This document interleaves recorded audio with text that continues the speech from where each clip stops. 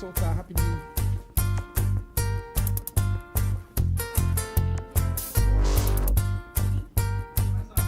O link.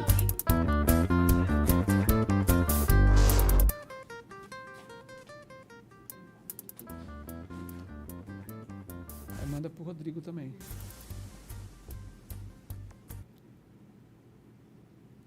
Olá, muito boa tarde. Estamos ao vivo aqui no maior site de notícias Amazonas Atual com você nessa terça-feira. E que terça-feira quente. Manaus está, assim, muito quente. Estamos aí num período onde o sol efetivamente chegou e batendo forte. E nós estamos aqui para conversar com você no nosso episódio 63 desse bate-papo, desse Virando o Jogo. E hoje a gente vai falar de um tema super interessante, um tema super legal. E a gente vai abrir aqui um espaço para a gente falar sobre cultura.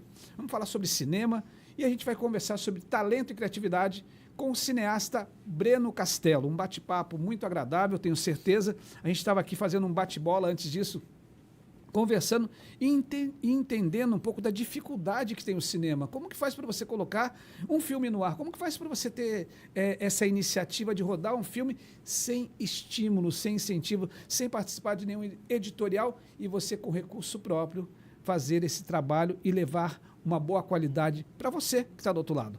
A gente vai conversar sobre isso e muito mais no episódio 63, Virando o Jogo.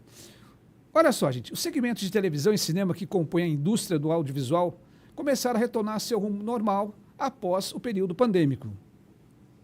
Com a retomada das produções e dos investimentos da indústria, a estimativa é que o mercado global de filmes e de entretenimento alcance uma receita de 170 bilhões até 2030. Ao longo do período, que abrange 2022 a 2030, a projeção é que o segmento audiovisual no mundo cresça uma taxa média de 7,2% a cada ano. Esses dados fazem parte do estudo Impacto Econômico do Audiovisual da América Latina, encomendado pela Netflix, a Deloitte e divulgado na semana passada durante o Rio 2C, evento realizado na Cidade das Artes, no Rio de Janeiro. De acordo com o estudo, no ano de 2021, o setor de audiovisual no Brasil gerou uma receita total de 56 bilhões.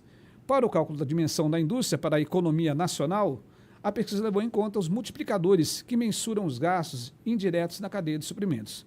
Pelo estudo, a cada $10 gastos no setor audiovisual na América Latina, entre 6 e 9 são gerados na cadeia de suprimentos. Da mesma forma, foi calculado o impacto do setor para a geração de empregos, segundo a Deloitte, de cada 100 pessoas empregadas no setor audiovisual, na região entre 50 e 70 são empregados em outros setores da economia. Ainda de acordo com o estudo, a região da América Latina, por conta de seus diversos desafios econômicos, demandaria a implementação de políticas e parcerias com as partes interessadas no setor para apoiar a indústria. Isso poderia ajudar o setor a aproveitar melhor as oportunidades na região. Isso nos leva a uma reflexão de como que está esse investimento.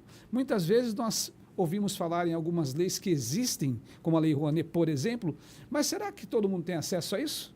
Será que os editoriais chegam a quem realmente produz, a quem faz a arte ali, né, de maneira inspirada no seu dia a dia, trazendo temas para discussão? Isso e muito mais nós vamos discutir aqui.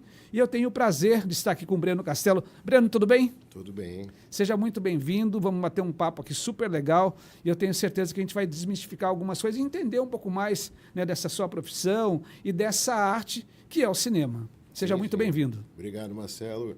É muito legal ter esse espaço, porque é importante, né, você falar não só da arte em si, né? E também das dificuldades do que quer fazer. De qualquer forma, é um empreendedor, né? Você está empreendedor claro. numa área aí muito sensível. Na verdade, tem a parte artística, né? Que é o centro da coisa, mas tirando isso, é uma empresa que você abre para fazer um filme durante 5, 6 meses. Perfeito. É uma operação empresarial mesmo, tem que ter essa cabeça mesmo. Vamos falar sobre isso. E, gente, antes de continuar, eu quero agradecer aqui a nossa água, a melhor água do Amazonas, que é a Água Toia, que traz para você aquele sabor, aquela sensação de efetivamente matar a sede, porque é o maior pH, a água de maior pH e a melhor da região norte. Quero também dizer que nós estamos aqui agora com o nosso parceiro comercial, né, que está aqui todas as semanas agora. A gente vai ter aqui a ED Brindes. Então a gente vai ter muito brinde para sortear para você e depois o nosso convidado vai sair daqui com uma lembrança do programa Virando o Jogo e aqui do Amazonas Atual e fazendo parte desse contexto. ED Brindes agora, a partir de agora conosco. Antes de iniciar toda a nossa entrevista, eu estou virando aqui a nossa ampulheta do tempo para que a gente possa, viu, Breno, a gente possa nortear esse nosso bate-papo e ela vai dar uma noção para a gente de qual o tempo que nós temos para a gente conversar. E eu tenho certeza que é muito assunto para pouco tempo, mas isso é bom, deixa aquele gostinho de quero mais. Mas quem é Breno Castelo? Breno Castelo é ator, diretor e roteirista. Atua no ramo há mais de 10 anos e traz no currículo alguns curtas metragens na cidade de Manaus e em 2 deles foi premiado como o melhor ator. O primeiro no Festival de Cinema do Amazonas, em 2013, pelo curta A Última no Tambor. E o segundo no Festival Olhar do Norte, em 2014, pelo curta O Necromante. Em 2019, produziu o primeiro longa-metragem no gênero de terror do Amazonas, chamado Noite Escura da Alma. E tudo isso com recurso próprio, com recurso ali de patrocinadores pessoais, não teve assim nenhum investimento. Então isso é super importante a gente conversar e falar sobre isso. Em 2024, se prepara para o maior e mais ousado passo de sua carreira, o lançamento do seu segundo longa-metragem, Caçador Caçado. Breno também escreveu um livro chamado A Ordem de Merlin, uma fantasia medieval que foi premiado no edital Aldir Blanc, e trabalha no seu segundo livro, ainda sem nome, inspirado em Entrevista com o Vampiro. A partir de agora eu tenho o prazer de conversar com o Breno Castelo. Breno, vamos logo ao ponto. O que te inspirou a se tornar um cineasta? Eu acho que é uma conexão meio... Eu acho que essas coisas você não escolhe, né? Eu acho que é quase como se fosse um caminho, como é que se diz, não sei, já está no DNA, né? Porque eu sempre tive essa conexão com o cinema, desde criança. Claro que eu não era intelectualizado uma parte, né? Tipo, eu lembro assim, das minhas primeiras memórias da infância, parte das mais legais eram os VHS que eu tinha em casa, eu assisti 10, 15 vezes o mesmo filme. E eu lembro que era assim, uma experiência muito mágica, né? Assistir aqueles filmes, mesmo pela 15ª vez. E aí, na adolescência, eu também sempre girei muito em torno do cinema, como eu falei, nada intelectualizado, eu assistia muito filme B de terror, eu era o cara que ficava esperando a sessão da tarde, o cine trash. Legal. E... Qual o filme que mais te marcou assim ao longo da vida? Tem alguns que você deve ter assim, deve fazer parte da sua trajetória. Cita aí uns 2 ou 3 pra gente. Quando eu lembro assim, acho que o primeiro filme que eu comecei a ver o cinema assim, mais intelectualizado foi o Iluminado, né? Eu já estava ali com os 13, 14 anos, eu sempre tive esse feeling com terror. E aí tem a parte de Jack Nicholson, né? Que ele foi muito inspirador, assim, né? Cara, eu quero fazer que nem esse cara faz, assim. Era tão impactante o que ele fazia, assim, na tela, era tão maior que a vida, era interessante, né? Eu falei, pô, aquilo me marcava, eu ficava pensando sobre aquilo. Então, o Iluminado, acho que foi um dos filmes que começou a abrir a porta para eu falar, quem é esse diretor, quem é o roteirista, quem é esse ator. Foi meio que, mais ou menos... Aí veio o Tarantino, né? Aí teve essa fase ali, adolescência, que aí eu comecei a entender o que era cinema, né? Quem é que faz, o que é um filme, o que é ser Aí começou a ficar mais intelectualizado o processo. Perfeito. Mas antes era mais feeling mesmo, assim, sabe? Eu assistia vários filmes ruins, que hoje... Mas era bom, sabe? Hoje eu falo, pô, esse aqui... Tanto é que eu tenho umas memórias emocionais, assim, que eu falo, não é melhor não tocar, Legal. Porque eu já tive algumas experiências ruins com filmes dessa época que eu, pô, pirava. Assim, a gente está falando aqui, por exemplo, 2013 foi sua primeira conquista aí, né? No primeiro prêmio que você recebeu pelo curta A Última no Tambor. Sim. Como foi essa sensação e como foi a sua percepção de ser um premiado num festival vamos dizer, há 11 anos atrás? Foi muito validador, né? Eu acho que eu estava num processo... Tem aquele processo que você não sabe... Tipo, eu quero fazer, mas não sei se eu sei fazer, né? Eu acho que todo mundo que escolhe um caminho, que tem essa vocação, que tem essa paixão, aí, sei lá, um músico, né? Pô, eu gosto de música. Eu não sei nem se eu sei tocar, mas eu gosto muito. Então, começa a treinar, não sabe se é bom ou não. Foi importante ser premiado nesse sentido, né? Porque foi a primeira vez... Eu já tinha feito alguns curtas-metragens antes, então já sabe, pô, já sei atuar, né? Já sei, consigo fazer. Já foi tirei um grande peso das costas. E esse foi o primeiro que eu escrevi também junto com o diretor, o Ricardo.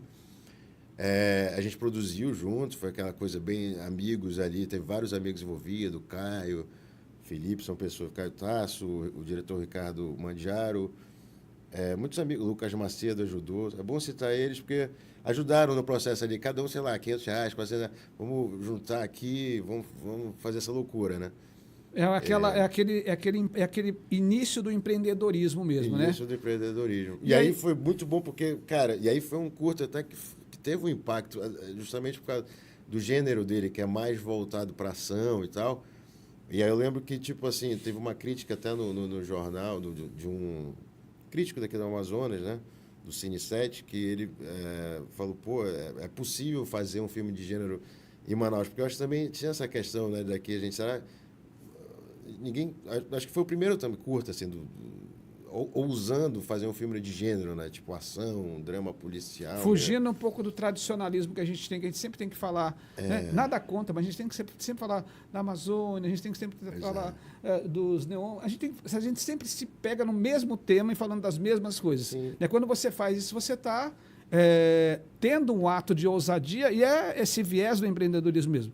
E aí eu quero te perguntar o seguinte, como que é construir, né, esse empreender no cinema? Porque você tem lá custos operacionais, né, como qualquer empresa tem, você tem lá custo de pessoal, você tem custo de o próprio local onde vai ser gravado. Enfim, como que é empreender e como gerir, como estar à frente desse processo de gestão no cinema? Tem que ter duas coisas. Ainda mais no cinema independente, né? Você tem que dominar muito o processo. Eu acho que é menos, ainda mais no cinema de longa-metragem, né? Você tem que fazer alguns curtas-metragens para pegar uma experiência e tem que saber que as coisas não vão sair como você, né, tá imaginando, e também tem que ter estômago, porque tem muitas dificuldades, assim, inclusive no set, porque é uma operação mesmo, como você falou, assim, é uma operação empresarial. Você está gerindo ali 20, 30 pessoas por dia, tem que alimentar elas, né? Tem todo um custo, Sim, né? Desde a alimentação, transporte, as necessidades básicas, as outras necessidades do próprio contexto do negócio. Sim, sim. É isso, formar uma equipe, manter essa equipe motivada, respeitar todo mundo, saca?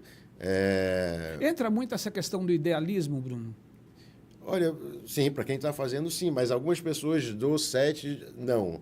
Entendeu? Por isso que você tem que ter estômago, porque, por exemplo, nos 2 filmes que eu fiz, de longa-metragem, eu sofri tentativas de botinha, assim. No primeiro, muito mais. No segundo... Porque para fazer o cinema nessa ousadia, né, você acaba não pagando às pessoas o que elas deveriam receber, né? E, então, alguns são idealistas. Outros se incomodam mais com isso, e às vezes, isso, em algum momento, vai ter uma tensão. Aí você tem que ter uma cabeça boa para saber que, cara, para lidar com a pressão desse momento, entendeu? Porque existe essas dificuldades para fazer o cinema independente, principalmente. Mas mesmo com recursos, sempre tem atritos. Então, porque a arte também tem muito ego envolvido, né? Tem as pessoas muita vaidade. Muita vaidade, as pessoas que estão criando atores, diretor de fotografia, todo mundo se considera um artista. Então, assim, como diretor, você tem que saber lidar com eles. Assim, aí entra aquela questão da liderança mesmo, né? Como que você faz para você gerir, engajar as pessoas, trazer tudo para o contexto e ver o foco principal, que é o final. Né? Isso tudo, como que você trata isso, Breno? Assim, a questão principal é o tempo. Por exemplo, em Hollywood, quando você tem dinheiro, ou até no Brasil, quando você tem dinheiro, você pode se dar o luxo de certos comportamentos, como, por exemplo, eu estou fazendo aqui uma cena de conversa, eu e o Marcelo e tal, posso fazer essa cena, repetir ela 15, 20 vezes, né? Até eu achar que chegou num ponto X, que é os pontos que eu queria como diretor e tal. Só que aí isso pode se reverberar para toda a cena, né?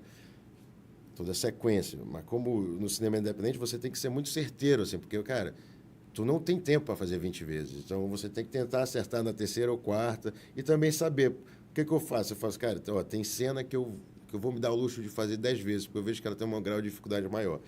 Mas tem cena que cara, eu fiz 2 vezes, o ator fez 2 vezes também, tá, bora, vamos seguir em frente, você tem que ter essa confiança, esse desprendimento também de não ser tão específico, porque é isso, você está gerando tempo, porque tempo é literalmente dinheiro, porque você paga por diária, alimentação. Então, por exemplo, sei lá, eu filmei os meus 2 filmes, acho que um em 25 dias e outro em 30 dias.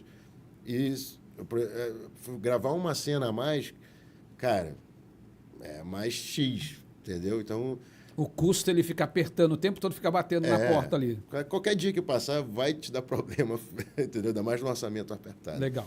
Breno, a gente está falando de orçamento, a gente está falando dessa questão de recurso, de dinheiro.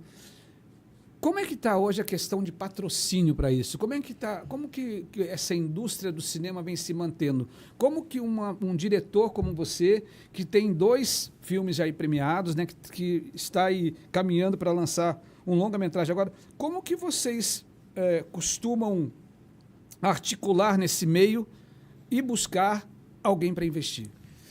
Olha, na verdade, como eu falei, assim, é muito difícil em termos empresariais, é difícil no Brasil em geral e no Amazonas mais ainda, né? Porque eu acho que aqui as pessoas ainda não acreditam muito, né, nesse tipo de arte local, sabe? No cinema local, ainda não tem assim, ainda não tem o conhecimento.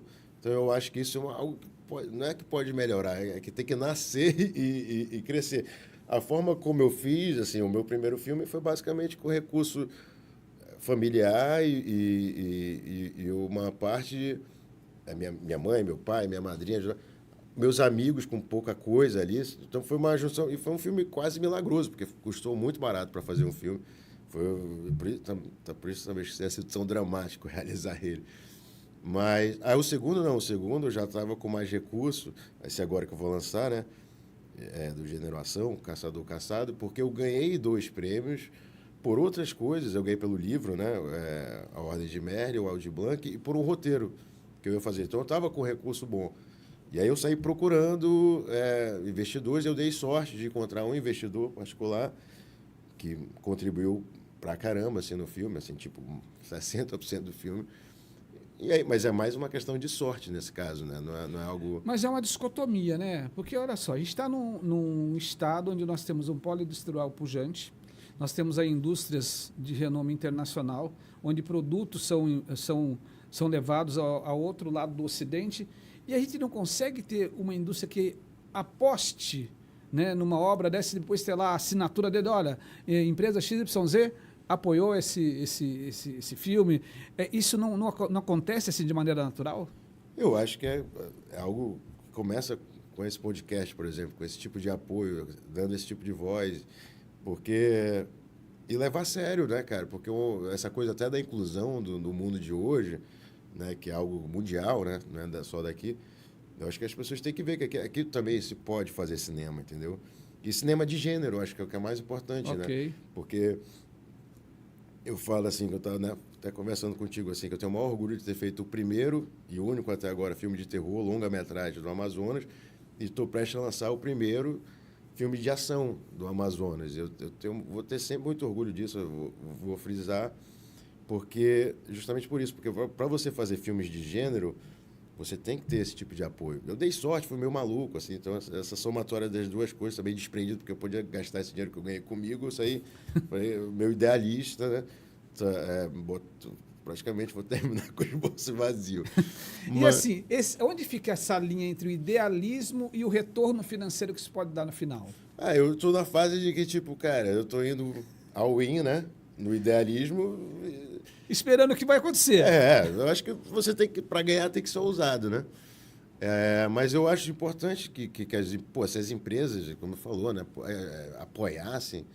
E aqui, como eu falo, aqui é o polo industrial. Mais de 600 empresas tem no nosso polo industrial. Cara, se fosse um pouquinho, a produção daqui seria gigantesca, já aumentaria muito e ia mostrar para o mundo que no Amazonas não tem só aquela coisa regional, que tem que ter, é óbvio que tem que ter. Nós temos que nos vender nessa parte regional. Mas, cara, nós somos cosmopolitas. A cidade de Manaus é formada Perfeito. pelo polo industrial que trouxe muita gente de fora. Manaus, em 1960 e pouco, tinha 200 mil habitantes. Foi a cidade que mais cresceu nos últimos 30 anos. Saiu de... Porque eu estava até vendo uma média, tipo, São Paulo, nos últimos 40 anos, duplicou. Tinha 7, foi para 14 milhões. Manaus foi de 200 e poucos mil para 2 milhões e pouco, ou seja, 7 vezes mais. Então, é uma cidade cosmopolita, que eu nunca me senti representado nessa cultura, porque eu sou um garoto da cidade. Né? Seria mentira minha falar, pô, que cresci com acesso a filmes, então meus... Eu falo, qual é o teu filme que tu gosta? Eu falo, cara, eu gosto de Missão Impossível, sei lá, Duro de Matar, Iluminado. Eu não tenho, assim, aquele regionalismo dentro da minha essência. E eu acho que a gente tem que ter os dois lados. E aí, quando você vai para edital, fica muito circunscrito a isso, sabe? Tem que ter algum tema muito regionalizado. A gente vai falar, vou pedir só um minutinho para ti, a gente vai falar bastante sobre isso daí no próximo bloco. Eu quero chamar a tua atenção para que a gente está batendo esse papo super legal aqui com o Breno Castelo. A gente está falando sobre essa indústria do cinema. Mas eu quero te chamar a atenção agora para essas vagas de emprego.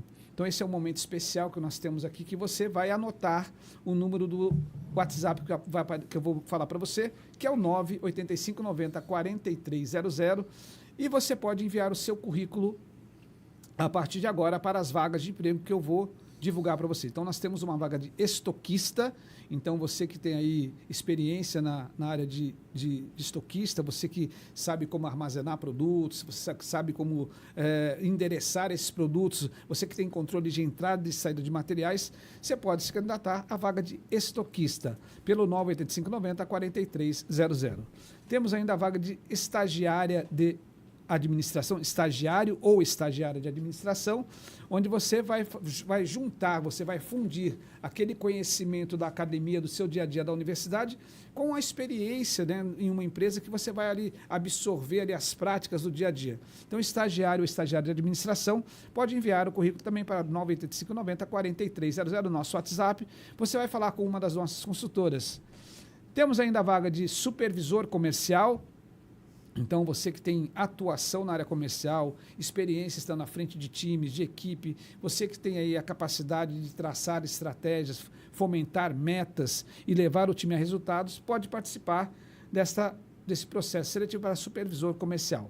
Temos ainda a vaga de supervisor administrativo e financeiro. É importante que você tenha experiência gerencial das rotinas administrativas e financeiras, que você tenha capacidade de interlocução com a equipe. É necessário que você saiba todas as rotinas administrativas e financeiras e também seja um exímio conhecedor do pacote Office. E aí você pode encaminhar o seu currículo a partir de agora para o 98590-4300. Temos ainda a vaga de líder de logística. Então, você que tem experiência na área de logística, a área de logística que ela é aquela área sensível a toda empresa, onde você vai ali levar o produto ao cliente. Da mesma forma, você tem que saber fazer a roteirização para que esse roteiro seja o mais breve possível, para que você possa economizar. Então, você que tem experiência na área de logística pode participar do processo seletivo. E temos ainda a vaga de estagiária em redes sociais. Então, você que tem formação em marketing, está se formando e quer um estágio na área de redes sociais, pode também participar do processo seletivo. É importante que é uma vaga de estágio, você pode juntar aí, né, o conhecimento que você está aprendendo na universidade e trazer esse conhecimento e somar com a empresa que está contratando estagiário de marketing. Tudo isso através do 98590-4300. Isto dito, as nossas vagas de emprego, que é um serviço de utilidade pública, eu quero chamar a tua atenção para o nosso bate-papo que eu estou tendo aqui, muito legal, com o Breno Castelo, que ele é ator, diretor e roteirista, e a gente está conversando sobre a indústria do cinema. E nós estávamos falando agora há pouco, antes um pouquinho de divulgar as nossas vagas, exatamente sobre a questão de recurso financeiro que é tão escasso. E eu chamo a atenção aqui que nós estamos numa região onde nós temos um polo industrial pujante, e por que não uma indústria apoiar o cinema local? Por que não ela apostar nos nossos talentos locais para que possa, ao final, assinar com a sua marca, e você pode ter a relevância da sua marca aos 4 cantos. Então, isso é super importante. E a gente começou a falar aqui sobre a questão de recursos, sobretudo dos editais. Como que funciona esses editais? Isso de fácil acesso, não tem acesso, existem regras muito difíceis de serem cumpridas. Como que funciona isso para o cinema? Edital é muito dependente do governo que está, né? Principalmente federal, né? Porque eles, dependendo da ideologia do governo, tem mais ou menos editais, né? Agora a Mas, gente está tendo mais ou menos. Nós tivemos agora mais. Nós tivemos aí um outro presidente anterior que saiu e nós temos agora um novo governo. Nós temos mais investimento em cultura agora do que anteriormente? Sim. Bem mais. Apesar de que não posso falar nada que os editais que eu ganhei veio do governo Bolsonaro, né? Foi um bom edital. Só que teve, né? Teve, não foi inexistente no outro governo. Mas o governo atual, ele tem uma tendência maior, né? Tem uma ligação maior com os artistas. E eu aqui não estou fazendo apologia para nenhum lado, a gente não está falando de política, mas assim, é importante a gente só entender como é que é essa questão de geração de recursos, Sim, mas que é uma área super interessante, que é a cultura, e nós precisamos cada vez mais de dois fatores que eu acredito ser importantes, sabe, Bruno? Uma é a educação e outra questão da cultura. Se a gente não tiver esses dois elos aí de formação para os nossos jovens, a gente vai se tornar cada vez uma sociedade com menos capacidade intelectual. Eu acho que toda sociedade evoluída, ela valoriza muito a cultura. Eu tive o privilégio de ir para a Europa recentemente e, eu como artista me emocionei lá, porque respira, tipo assim, as cidades europeias, elas, parte do centro da cultura deles é a arte. E eu acho que a gente tem que trazer isso também, né? Porque fica um pouco aqui no Brasil, principalmente quando acho que você vai mais para os extremos do Brasil, ainda fica mais Muito mais difícil. De dissipar dessa questão. E o acesso também, né? O acesso, a valorização parece que tipo assim, cara, isso não existe para a gente. A vida existe o cotidiano, vamos trabalhar nele. Que é necessário, mas, como eu falei, eu acho que faz parte da evolução da humanidade. E você sabe que você está chamando a atenção essa questão de disseminar a cultura, a gente está falando sobre isso, e a gente já vai voltar à questão dos editais, mas me chama a atenção, por exemplo, pessoas que nunca foram ao cinema. Né? Sim. Esses dias estava num ambiente, conversando com algumas pessoas, e veio uma pessoa do interior, ela nunca tinha ido ao cinema. Né? Uma coisa que a gente fala, poxa, mas o cinema... Uma coisa tão, entre aspas, corriqueira, mas tem muita gente que não teve acesso. Exatamente. E quando a gente olha para o ticket hoje do cinema, né, quando você vai ali, se você pegar aquele combo, né, assistir uma tela, mais pipoca e refrigerante, né? É algo do mês, assim, né? Então, assim, você fica, poxa, isso é cultura, né? E tem a meia entrada, mas a meia entrada também, enfim, acaba que afasta as pessoas. Mas voltando ao nosso tema, e sobretudo falando dessa questão dos editais, como que você vê que poderia ser melhor distribuído para que houvesse acesso e, consequentemente, a produção local, a produção regional? Na verdade, assim, parece que teve um bom, sei lá, esse governo está dando um bom direcionamento para isso, entendeu? Está dando uma boa quantidade de recursos. Teve um ótimo edital recentemente, que premiou bastante pessoas e tudo mais. A minha única crítica são duas coisas. É um processo burocrático, é menos ideia, mais burocracia, né? Se eu fosse falar assim, uma coisa que eu acho a crítica, porque você como artista, você naturalmente não é burocrático, ou pelo menos não devia ser. Isso é mais a questão da criatividade mesmo. Mais da criatividade. Aí quando você entra numa questão de edital, é mais como fazer o edital do que a ideia em si. Perfeito. O que eu acho que é contraditório, porque deveria ser, cara, você deveria analisar a ideia. Não se está no formato certo, se acertou XYZ de orçamento. Cara, a ideia é boa, é capaz de fazer, vamos dar uma chance. Aí que tem isso também. Aí eu vejo que assim, as temáticas acabam sendo muito reduzidas. Por exemplo, eu tive um projeto que poderia ser negado, como foi. Mas eu achei assim, tipo, uma das avaliações lá era, tipo, como é que você deveria ser mais... Porque era um projeto mais ousado, sobre um filme apocalíptico de zumbi e tal. É tipo, como você vai fazer isso, sabe? Quase como se fosse impossível fazer. E eu sabia como fazer, mas o ponto é, tipo assim, dependendo da temática que você use, ele já vai ser descartado pela temática. Porque é o olhar técnico, né? E esse olhar técnico acaba que muitas vezes essa questão técnica é um sujeito ali administrativo que não tem esse viés de criatividade na cultura. E outra coisa, ele é analítico de maneira técnica. E outra coisa, pautar coisas assim, de, tipo, a gente tem que dar 5 prêmios. Então, os 5 prêmios vão ser para temas regionais. Cara, deveria ter pelo menos alguma coisa de uma ousadia, de tipo, não precisa ser só isso. eu acho que tem que, como eu falei, andar os dois lado a lado. Eu acho que nós temos que falar da nossa cultura, do nosso regionalismo, mas eu acho assim, como e os meus amigos, eu vejo ao redor, as pessoas têm que se sentir representadas como cosmopolitas também. Perfeito. Tipo, eu sou amazonense e eu faço parte, não só do Brasil, mas eu faço parte do mundo. Eu chego, posso sentar falar sobre cinema com francês, com alemão, com italiano, com Até americano. porque nós estamos hoje num mundo totalmente globalizado, né? Intercontinental, Exatamente. você não tem mais barreira, você está num mundo totalmente globalizado. Exato. Então você tem uma fluidez em qualquer ambiente, em qualquer espaço que você esteja, e a cultura também é isso. E aí deixa eu lhe perguntar, Bruno, como que você escolhe os temas ou as histórias para os seus filmes? Eu vou... Como que vem essa inspiração? Como que é esse momento de, poxa, é isso? Eu tenho, assim, alguns filmes que eu quero fazer, né? Alguns temas que eu quero fazer. Mas eu também tento traçar uma linha estratégica. Por exemplo, o meu primeiro filme foi de terror. Eu sou fã do gênero, parte de uma fagulha artística, mas também tem uma escolha estratégica. No sentido, eu falei, cara, geralmente o filme de terror ele é mais barato para ser feito. E ele tem uma vazão melhor sendo de baixo orçamento. Okay. Né? Então, tem várias histórias no cinema, como o Jorge Romero com A Noite dos Mortos-Vivos. Tem uma infinidade... Massacre da Serra Elétrica, que são filmes de baixo orçamento que fizeram muito sucesso. Então eu fui um pouco mais nessa temática, né, dentro desse pensamento. Eu acabei fazendo um filme muito intelectualizado, eu estava numa fase muito David Lynch, que é uma coisa meio surrealista ali, meio Salvador Dalí. Não fui tão comercial.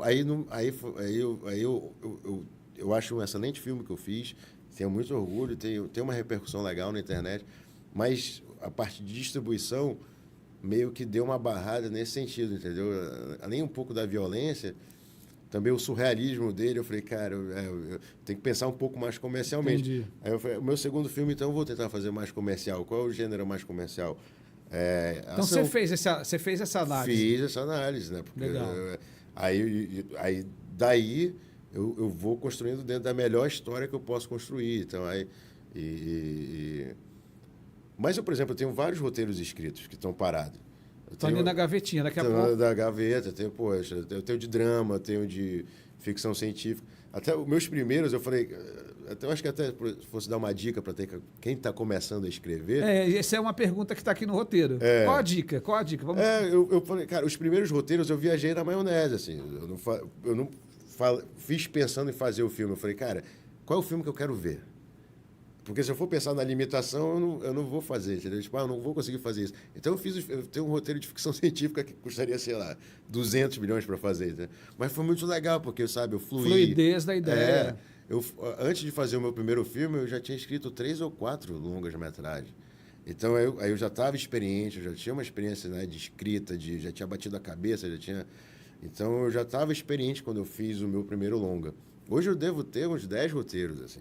E tem uma série escrita completa. Então eu tenho mais essa habilidade de poder escolher um tema e falar, cara, como é que eu quero fazer o melhor filme desse tema que eu posso pensar, que eu posso... Então vamos nessa... Aí eu vou pegar, vamos dizer assim, um ritual que eu sempre faço quando vou começar a fazer um filme ver filmes que eu admiro dentro dessa temática, ler livros dentro dessa temática, que vai te bombardeando. É o pensamento criativo que você vai construir. Exatamente. Aí tu pega uma coisa daqui, porque a arte é meio que montar um quebra-cabeça também, entendeu? Legal. Não existe essa criação do nada. Você vai montando, vai se inspirando, entendeu? Então, eu quero... Como é que eu... qual é o autor qual é mais ou menos a vibe, né? Aí eu vou atrás do autor. Bacana. Por exemplo, eu nunca pensei que eu ia ler 50 Tons de Cinza. Como eu estou querendo fazer um livro mais ou menos dentro dessa temática, eu vou ler os 50 Tons de Cinza. Legal. E é isso, eu acho que vai estimulando e você vai... Aí a criatividade vai surgindo daí também. Bacana.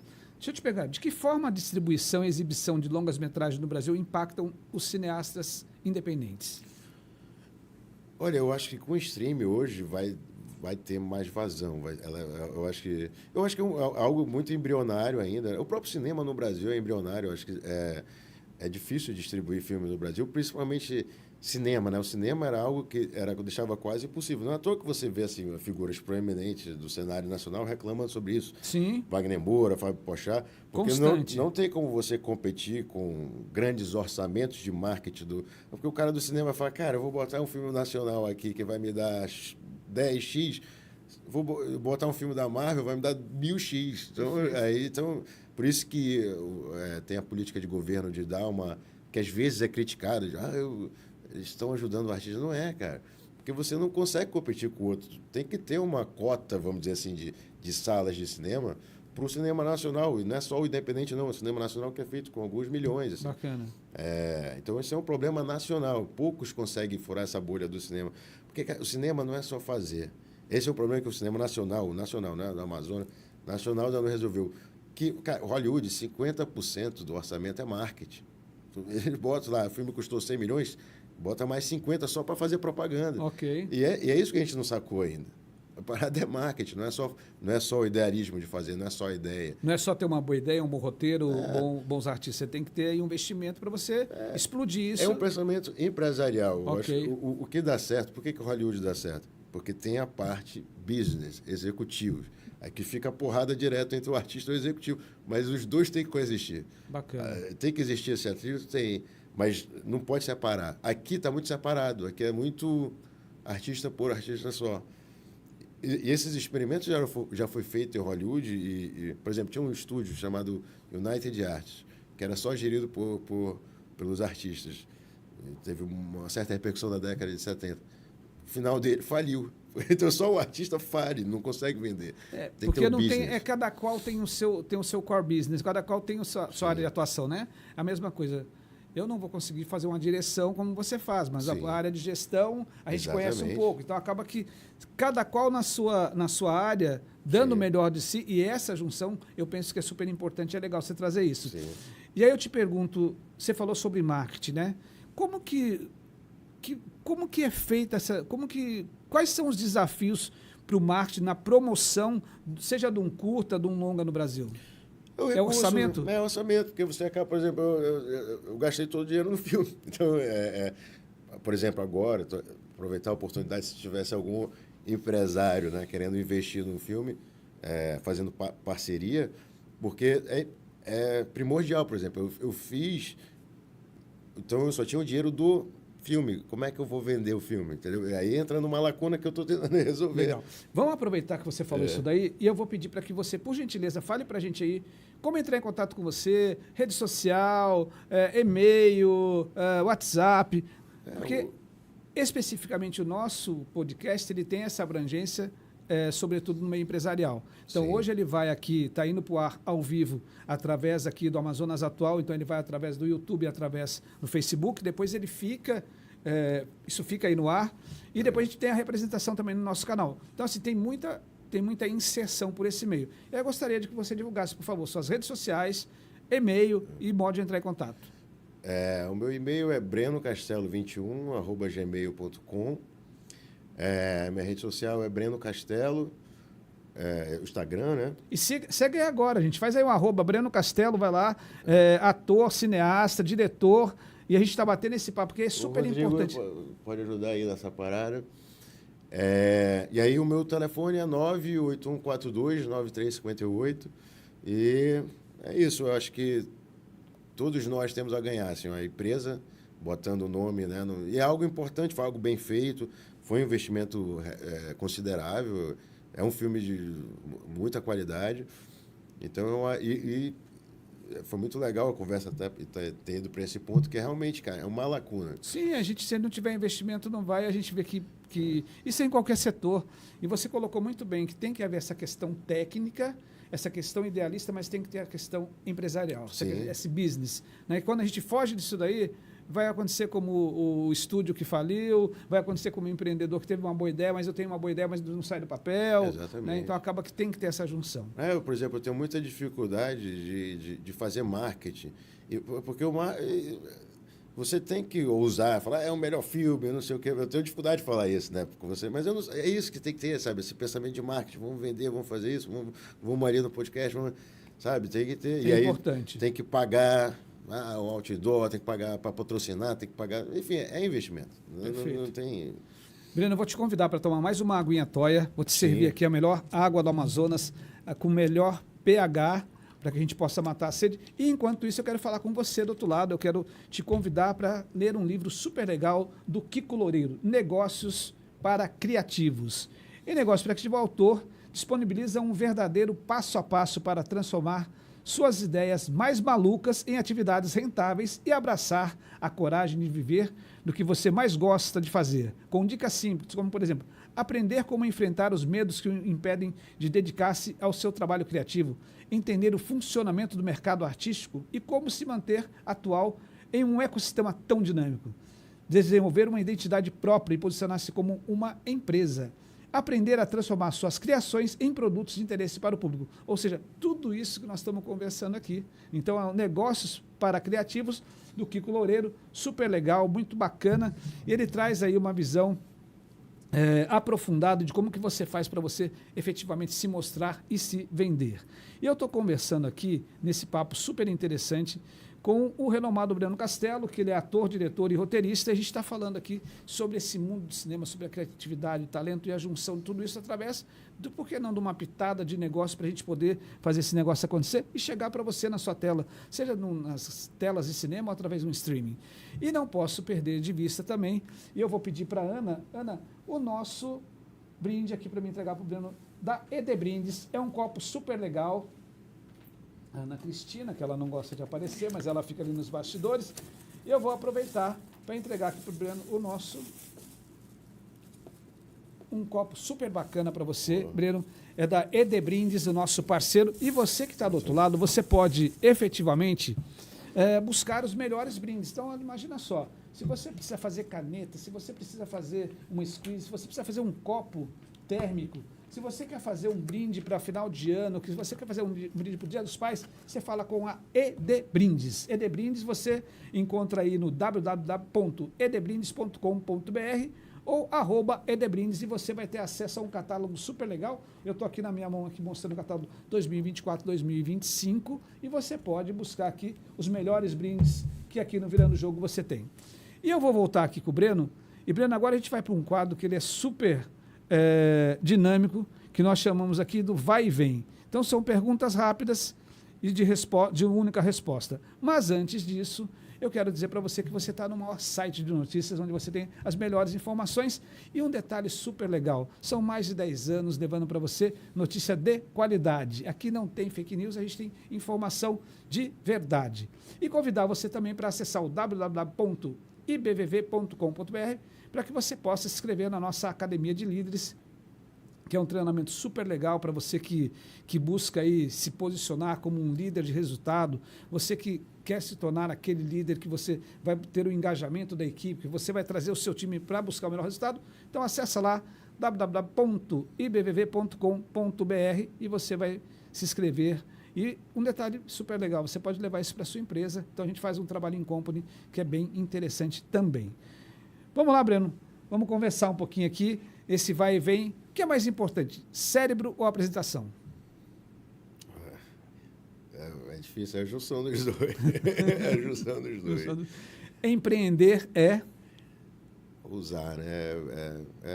É um risco sempre, né? Ser cineasta no Brasil depende de quê? Insanidade. Insanidade. Boa, essa daí foi boa. Qual a lição mais importante que a vida lhe ensinou? Eu sou relativamente novo, né? A lição, não sei, tá sempre otimista, né? Sempre ver a coisa Sua maior alegria? Prisma. Minha maior alegria é criar, como minha criação. Seu diferencial? Talvez esse idealismo, né? Paixão, né, pelo que faz. Quem é Breno Castelo? Breno Castelo eu acho que um sonhador, mas que botou a mão na massa, né? Tá botando a mão na massa e tá ousando aí. Bacana.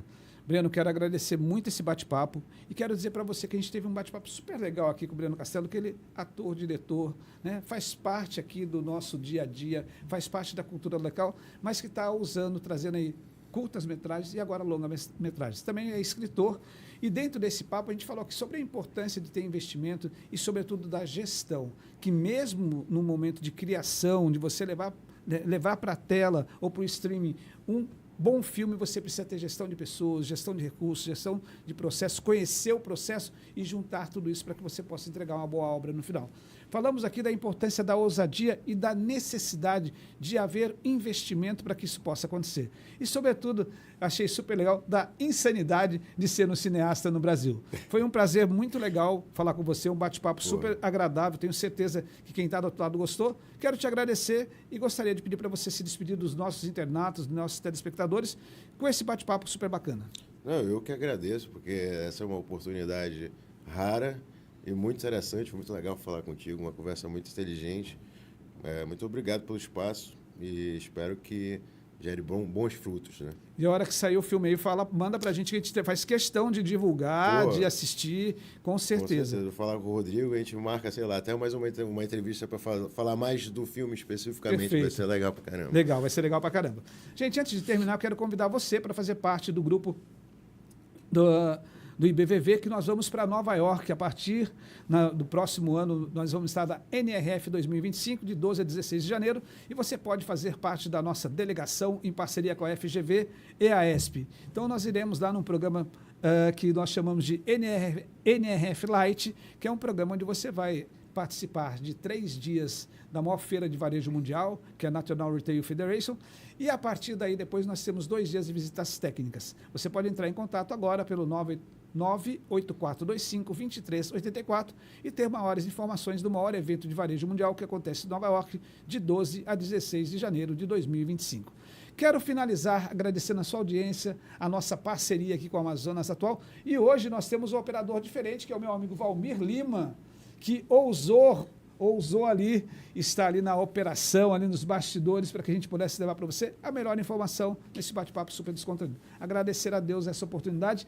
E, gente, olha só, a gente está no momento olímpico e hoje foi muito legal, né? As nossas meninas da ginástica olímpica estão lá, medalha de bronze, né? Isso é um fato histórico para o esporte brasileiro, e nós temos uma brasileira que está correndo por fora e com certeza vai dar trabalho na ginástica olímpica.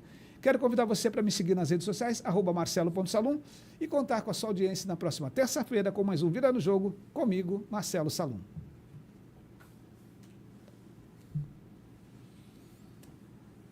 É isso?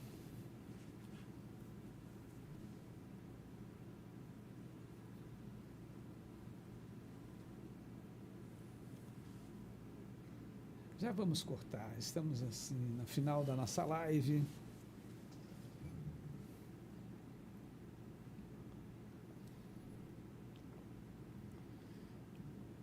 Enquanto isso, eu vou